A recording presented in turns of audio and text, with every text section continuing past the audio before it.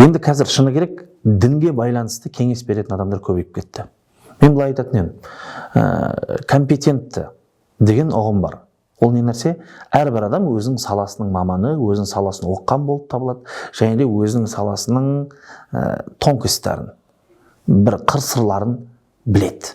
Бірақ оны сырттай бір-екі кітап оқып алып, біреудің уағызын тыңдап алған адам ол білмейді.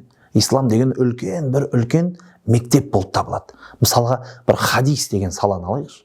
Хадис деген саланың өзінде 10-нан аса жолдар бар. Оқитын 10-нан аса тарапы бар. Хадис деген. Илмул мусталах, терминология деген мәселе бар. Оның ішінде де оқылатын кітаптар көп. Илму жарх ва та'дил дейді. Жаңағы адамдарды жарақаттау және де оларды әділ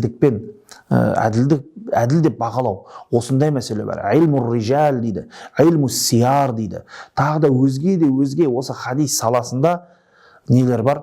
Жолдар бар. Оқылу керек болған мәселелер бар. Қиындықтар бар. Бір хадис деген ғана салада.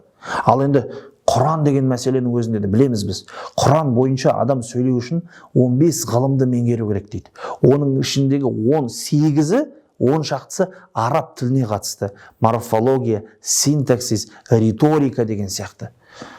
Сол үшін де діннің атынан сөйлеген кезде бір-екі кітап оқыдым, бір-екі уағыз естідім, енді мен коучпін деп айтуға болмайды.